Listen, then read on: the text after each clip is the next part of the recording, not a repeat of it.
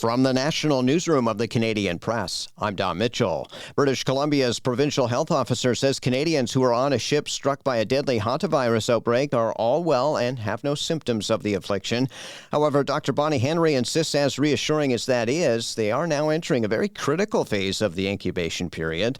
In an update today, Henry said the 4 were flown to Victoria yesterday and are grateful to be isolating in 3 separate locations on Vancouver Island. These Canadians have been through a very difficult number of weeks, and it showed last night.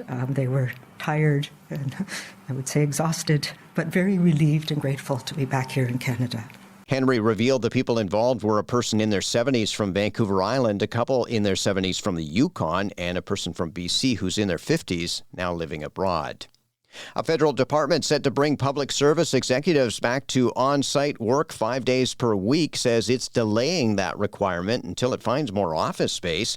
Immigration, Refugees, and Citizenship Canada said in a message to staff last week that for now, only managers will have to be on-site 4 days a week as of July. Other employees are being asked to keep their existing schedule of being in the office 3 days per week. The Professional Institute of the Public Service of Canada says the Immigration and Refugee Board is actively seeking to lease more office space as it doesn't have enough in most of its locations. A new report says Canada is better positioned than other countries to face any inflationary pressures on food production, at least for now. The report by TD says Canada's fertilizer imports from the Gulf region are less than 5%, limiting the country's exposure to the ongoing war in Iran. Canada's position as the world's largest potash exporter also offers farmers some relief. The country entered the year with stronger inventories of canola and corn, but soybean inventory remains weak, and those rely heavily on nitrogen. That can't be substituted with potash.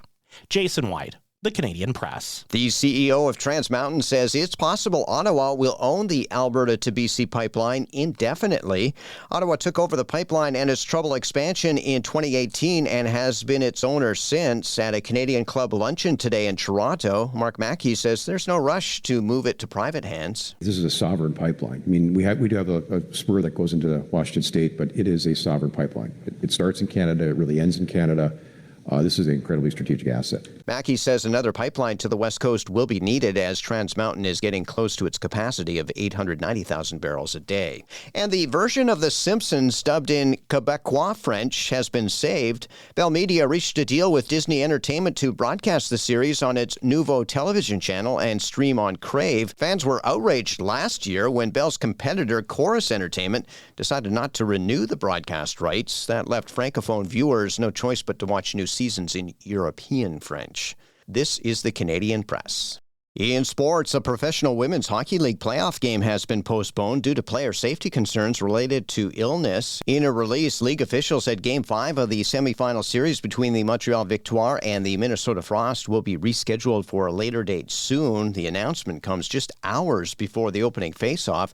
No details on the nature of the illness have been revealed. In the Stanley Cup playoffs tonight, the Minnesota Wild will seek to even their second-round series with Colorado when they host the Avalanche tonight. The Avs lead the series 2-1, but the Wild did end the Avalanche's 6-game playoff winning streak with a 5-1 victory in Game 3. Shane Doan and the Toronto Maple Leafs have parted ways, a league source tells the Canadian Press. The former Arizona Coyotes captain spent the last 3 NHL seasons as a special advisor to the general manager in Toronto.